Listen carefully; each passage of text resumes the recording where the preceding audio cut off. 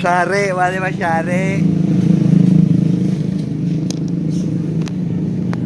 Bab 3594 Murid Zhou Tiangxuan. Orang yang berbicara dengan Ye Chong adalah seorang pria berusia 30-an, yang tiba-tiba muncul di ruang terbuka. Dia mengenakan jubah putih dengan sulaman tanda rumit di atasnya, yang bersinar samar di bawah sinar bulan. Ada senyuman di wajahnya, tapi selalu terlihat palsu. "Apakah kamu juga tahu formasi?" Ye Chong bertanya. Melihat lawannya dari atas ke bawah, dia mungkin setengah tingkat budidaya Earth Immortal. "Ya, saya mengerti sedikit. Kemampuan Anda membentuk formasi dengan satu tangan sungguh luar biasa. Tingkat kultivasi Anda pasti cukup tinggi." Matanya menyapu Ye Chong, seolah menilai kekuatannya. Ye Chong sedikit mengernyit dan menatap pria yang tiba-tiba muncul dengan waspada. Ye Chong bertanya, "Siapa kamu?" Pria itu tersenyum tipis dan menjawab, "Saya murid Zhou Tiangxuan." Ye Chong baru mendengar nama Zhou Tiangxuan hari ini. Pria yang dikenal sebagai ahli Feng Shui nomor 1 di Gaowan.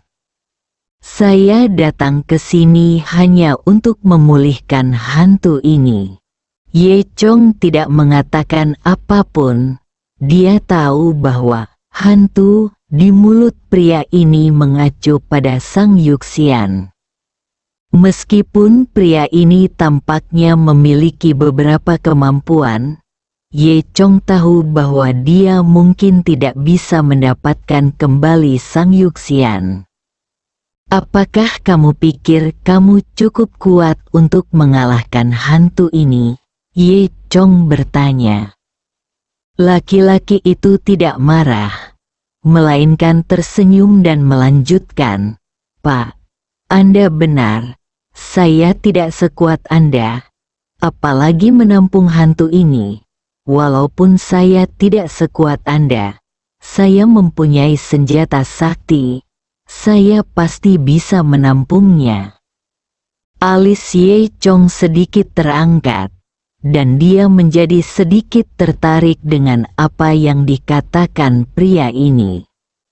Dia bertanya, "Oh, senjata ajaib apa yang kamu punya?"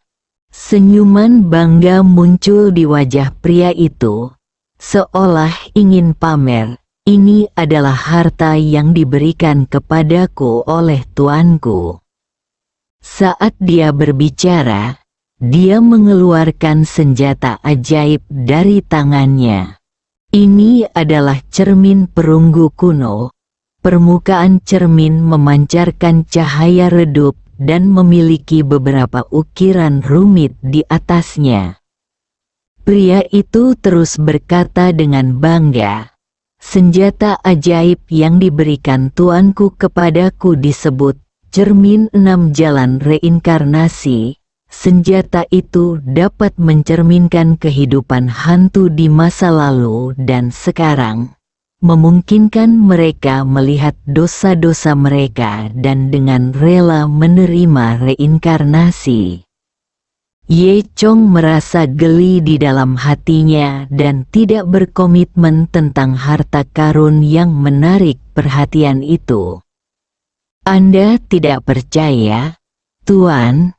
Tahukah Anda bahwa satu hal dapat menjatuhkan hal lain? Tidak peduli seberapa kuat hantu dalam hidup, ia akan menjadi hantu setelah kematian. Ia harus mengikuti 6 jalan. Harta saya bisa menurunkannya." Ye Chong tidak mengomentari hal ini, tetapi bertanya, "Karena Anda adalah murid Zhou Tiangxuan, tingkat kultivasi Anda pasti tidak rendah. Siapa nama Anda?" Pria itu tersenyum tipis dan berkata, "Nama saya Baize. Meskipun saya telah mengikuti guru saya selama bertahun-tahun, kultivasi saya masih jauh lebih rendah daripada guru saya. Kultivasi guru saya tidak terduga. Dia juga dapat membentuk formasi dengan satu tangan dan dengan mudah memulihkan hantu manapun. Meski saya sudah belajar sedikit, tapi dibandingkan dengan tutor saya masih tertinggal jauh." Apa yang dia katakan sangat menghormati Zhou Tiangxuan. Tampaknya ahli Feng Shui nomor 1 di Gaowan jelas bukan orang biasa. Ye Chong terus bertanya, "Kamu datang ke sini hanya untuk memulihkan Sang Yuxian? Apakah ini hantunya?" Baize mengangguk.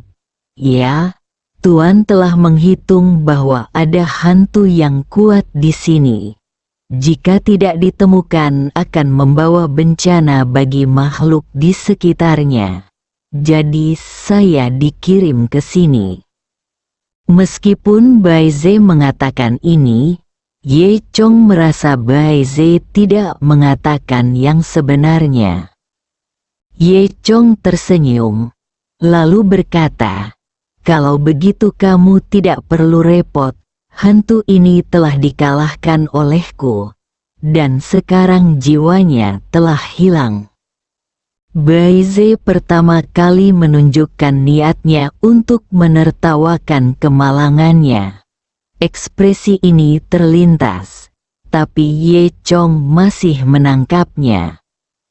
Kemudian, Baize sepertinya ingin memastikan dan bertanya, "Benarkah kamu telah mengalahkan hantu itu dan dia benar-benar pergi?" Ye Chong tidak berkata apa-apa, hanya mengangguk. Dia tidak mengatakan yang sebenarnya kepada Baize. Mendengar ini, Baize tampak lega.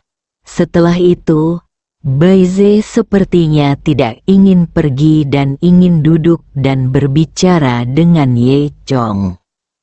Keduanya sedang mengobrol di ruang terbuka, bertukar pertanyaan tentang seni bela diri dan Feng Shui. Ye Chong mengetahui bahwa Baize ini mengetahui beberapa Feng Shui. Namun, tujuan Baize adalah untuk memastikan apakah Sang Yuxian benar-benar hilang. Sindiran Baize semuanya dengan mudah diselesaikan oleh Ye Chong. Pada akhirnya, Baize sepertinya percaya bahwa Sang Yuxian telah pergi, dan dia merasa lega.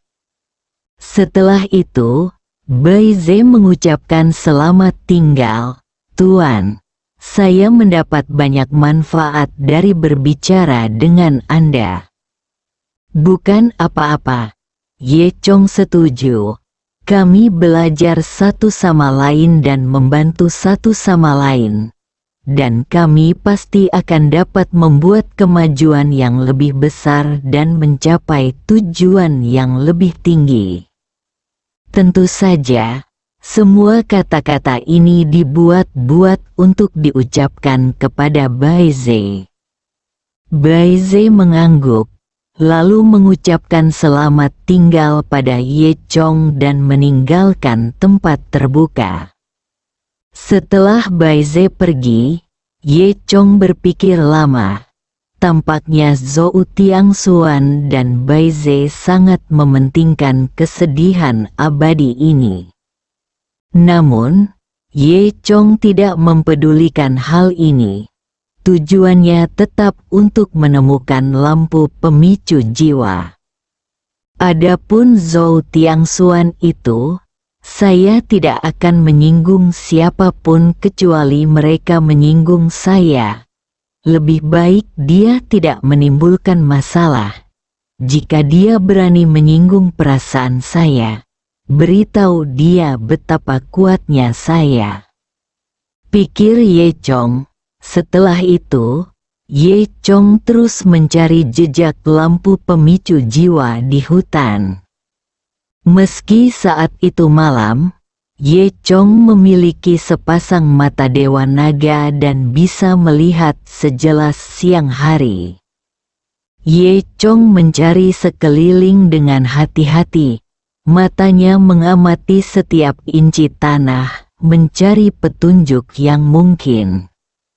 Hatinya penuh keraguan, karena selama ini dia belum merasakan sedikit pun hembusan lampu pemicu jiwa itu. Seiring berjalannya waktu, Ye Chong berjalan semakin dalam, dan akhirnya dia menemukan beberapa tanda aneh di sudut tumpukan jerami kecil. Rune ini memancarkan cahaya redup setelah diaktifkan dengan energi sejati. Mungkinkah itu ada hubungannya dengan lampu pemicu jiwa?